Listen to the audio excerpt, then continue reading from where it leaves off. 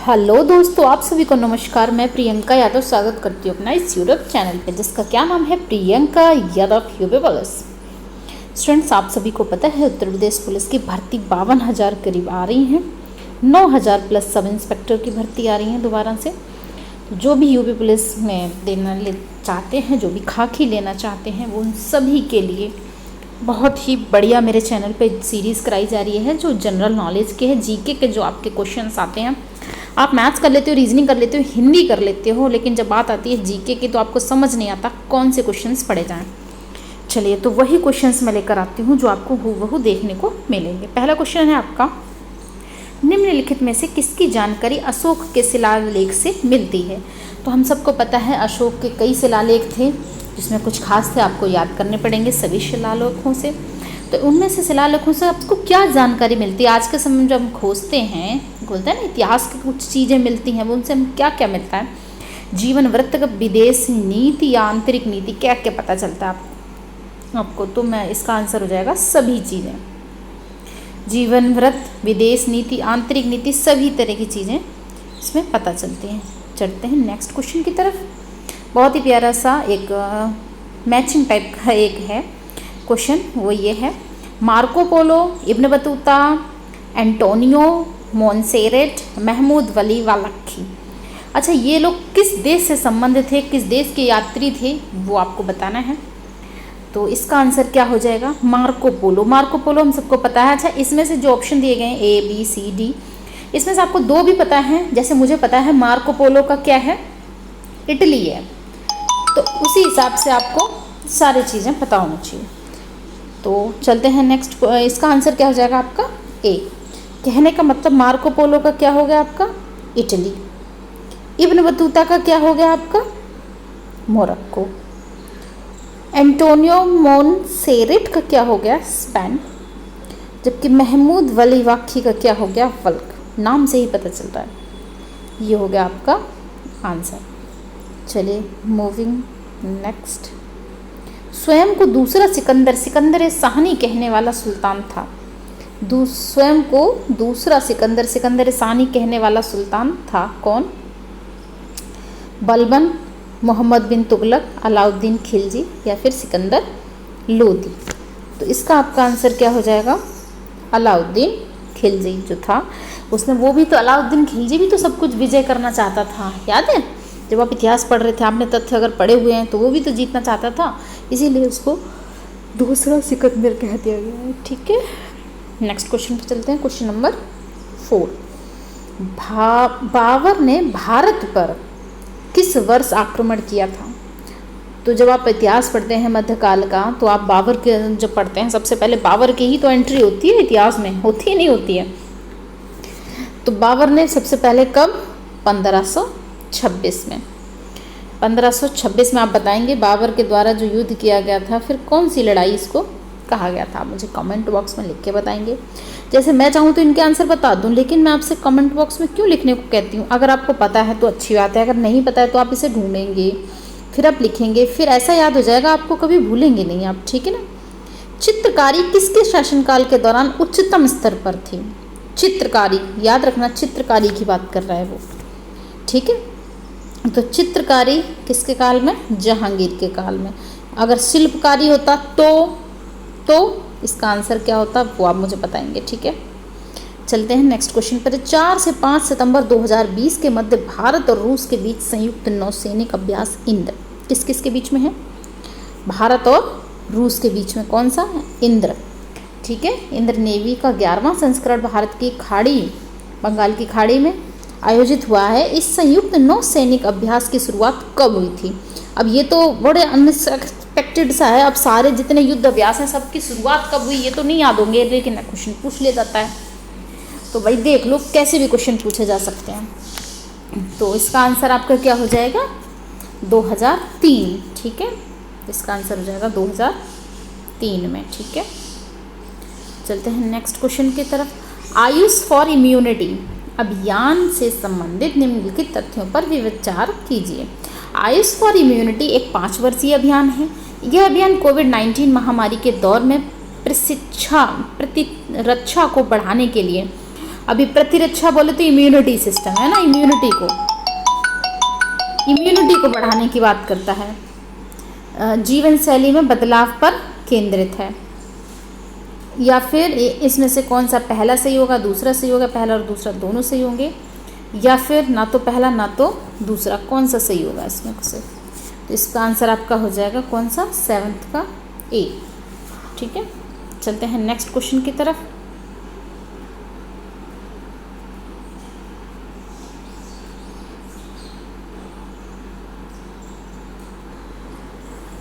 तो बढ़ते हैं अपने नेक्स्ट क्वेश्चन की तरफ। इसमें है महात्मा गांधी को अर्धनग्न फकीर, यह उक्ति किसने दी? अर्धनग्न फकीर किसने कहा था? तो आपके ऑप्शन है Winston Churchill, Lord Mountbatten, Lord Wavell, Lord लिथिंगो। तो इसका आपका आंसर हो जाएगा लॉर्ड, बिल्कुल भी नहीं विंस्टन चर्चिल। ठीक है, नेक्स्ट क्वेश्चन पे चलते हैं। Question number 9। अच्छा, आप देख रहे होंगे ये क्या है, प्रियंका यादव यूपी पुलिस। ये तो मेरा यूट्यूब चैनल है, बाकी ये मेरा टेलीग्राम ग्रुप है, प्रियंका यादव यूपी पुलिस मेरा टेलीग्राम ग्रुप है। विदाउट स्पेस आप सर्च करेंगे, काफ़ी वहाँ पे स्टूडेंट्स जुड़े हुए हैं, आप भी वहाँ पे जुड़ सकते हैं। चलिए जी, और मेरी इंस्टाग्राम आईडी भी मैं आपको बता देती हूँ साथ ही साथ, PRIYANKAUPPOLICE,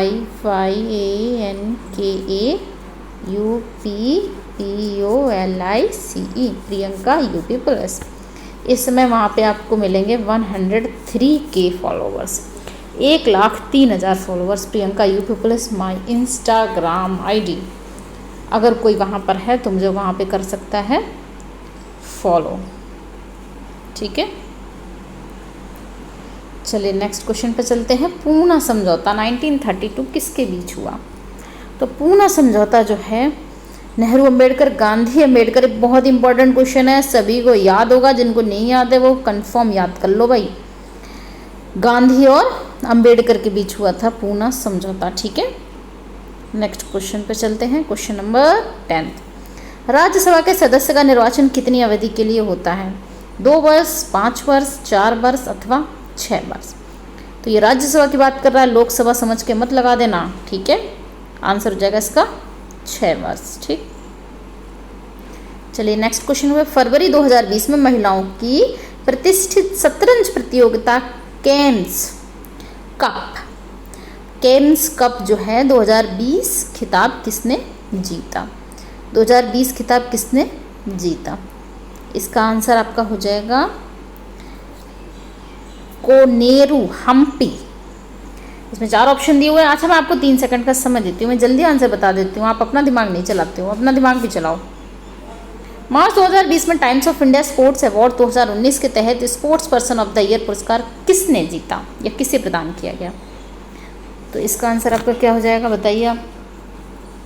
ऑप्शन में दिया हुआ है PV सिंधु, बजरंग पूनिया, विनेश फोगाट या मनु भाकर। तो इसका आपका आंसर क्या हो जाएगा, PV सिंधु। Next question. स्वतंत्र भारत की पहली महिला राज्यपाल कौन थी? स्वतंत्र भारत की, ये स्टैटिक क्वेश्चन हो गया। स्वतंत्र भारत की पहली महिला राज्यपाल कौन थी? श्रीमती सरोजनी नायडू। श्रीमती सरोजनी नायडू। SN, अच्छा, आगरा में एक हॉस्पिटल भी है इनके नाम पर, SN हॉस्पिटल, गवर्नमेंट हॉस्पिटल है ना। जो आगरा वाले होंगे वो बताएंगे सही बोल रही हूँ कि नहीं, क्यों, सही बात है नहीं? क्षेत्रफल की दृष्टि से भारत का सबसे बड़ा राज्य कौन सा है? अकॉर्डिंग टू एरिया वो बात कर रहा है। ठीक है, महाराष्ट्र, मध्य प्रदेश, राजस्थान, तमिलनाडु। इसमें कोई सोचने की बात नहीं है, राजस्थान क्षेत्रफल की दृष्टि से भारत का सबसे बड़ा राज्य है। चलिए नेक्स्ट क्वेश्चन की तरफ। ये बार बार मैं आपको इसीलिए टेलीग्राम ग्रुप दे रही हूँ कि हाँ भाई टेलीग्राम पे ज्वाइन कर दे। स्टडी वाले जितने स्टूडेंट्स होते हैं वो टेलीग्राम पे जुड़े हुए होते हैं, आप भी वहाँ पे जुड़ सकते हैं बहुत ही अच्छे से। भारत की निम्न नदियों में से कौन सी नदी डेल्टा नहीं बनाती है? गंगा, गोदावरी, महानदी या फिर ताप्ती? कौन सी नदी डेल्टा नहीं बनाती है? तो इसका हो जाएगा 15 का D, ताप्ती नदी कोई डेल्टा नहीं बनाती है, गंगा, महानदी और गोदावरी डेल्टा बनाती हैं। चलिए नेक्स्ट क्वेश्चन पे चलते हैं। और बिल्कुल मन लगा के पढ़ते रहिए, बिल्कुल बोर नहीं होना किसी चीज़ से, मन लगे ना लगे, अगर आपको खाकी चाहिए तो पढ़ना पड़ेगा, सीधी बात है। और आप कहीं से भी पढ़ रहे हैं, कुछ भी पढ़ रहे हैं, पढ़ते रहिए, लेकिन साथ ही साथ मैं जो ये क्वेश्चंस करवाती हूँ इनको ध्यान में रखते रहिए। कुछ नहीं जाता आपका, 5 से 7 मिनट की पर डे आप एक वीडियो देख लेंगे, ठीक है। निम्न में से कौन सा भारत का सबसे बड़ा बांध है? तो निम्न में से भारत का सबसे बड़ा बांध कौन सा है? 4 ऑप्शन है आपके सामने, इंदिरा गांधी सागर बांध, मेट्टूर बांध, टिहरी बांध या फिर कोयना बांध। कोयना बांध, कोयना नदी, ओके। तो इसका आंसर बहरहाल इसका हो जाएगा टिहरी बांध। टिहरी बांध, टिहरी परियोजना आपने पढ़ी है? कोयना बांध, कोयना नदी पर ये पढ़ा है आपने? इंदिरा सागर बांध के बारे में पढ़ा है? या मेट्टूर बांध कहाँ पर है इसके बारे में पढ़ा है? ये कहाँ पर है? तो ऑप्शंस देखा करो, समझा करो, खेला करो ऑप्शन से। चलो नेक्स्ट क्वेश्चन की तरफ। मार्च 2020 में जारी की गई 8वीं विश्व प्रसन्नता रिपोर्ट के अनुसार भारत कौन से स्थान पर रहा? वर्ल्ड हैप्पीनेस इंडेक्स की बात कर रहा है हम। आप कितने प्रसन्न रहते हैं, आप और हम कितने प्रसन्न रहते हैं? इंडिया में लोग चेंज हो गए, इंडिया में लोग अब फ्रस्ट्रेट ज़्यादा रहते हैं, प्रसन्न तो रहते ही नहीं हैं। तभी तो कहती हूँ मेरी संगत में रहा करो, हमेशा खुश रहोगे। आप मुझे इंस्टा पे, ट्विटर पे, टेलीग्राम पे, कहीं पर भी आप देखेंगे, ऑलवेज बी हैप्पी, क्योंकि लाइफ में समस्याएं आती जाती रहती हैं, उनको ज़्यादा सोचने की ज़रूरत नहीं है, ठीक है।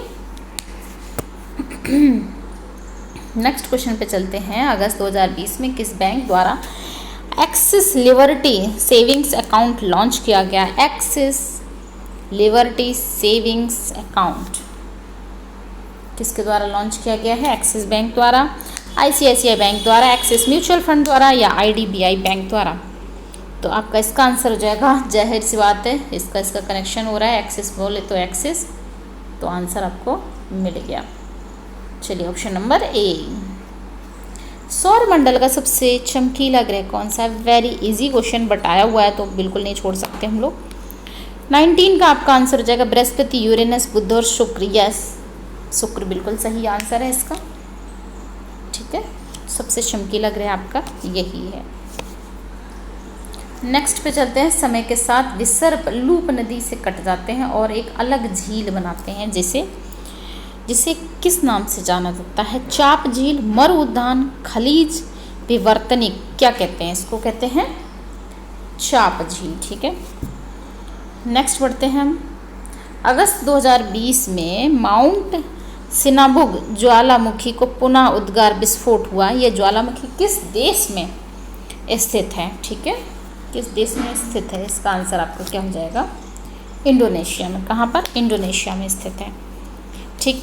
चलते हैं नेक्स्ट क्वेश्चन की तरफ। साबुन के बुलबुले पर श्वेत प्रकाश डालने से रंग दिखाई देता है, इसका कारण है विवर्तन, व्यतिकरण, ध्रुवण या फिर परावर्तन? तो इसका आपका आंसर क्या हो जाएगा? व्यतिकरण, ठीक है। चलिए नेक्स्ट क्वेश्चन पे चलते हैं। 31 अगस्त 2020 को भारत के पूर्व राष्ट्रपति प्रणब मुखर्जी का निधन हो गया। उनसे संबंधित कुछ तथ्य दिए गए, उन्हें पढ़ लेते हैं। वर्ष 2013 से 17 तक वे भारत के 12वें राष्ट्रपति रहे हैं। 1991 से 96 तत्कालीन योजनाओं के उपाध्यक्ष रहे हैं। उन्हें 2019 में देश के सर्वोच्च नागरिक सम्मान भारत रत्न से सम्मानित किया गया है।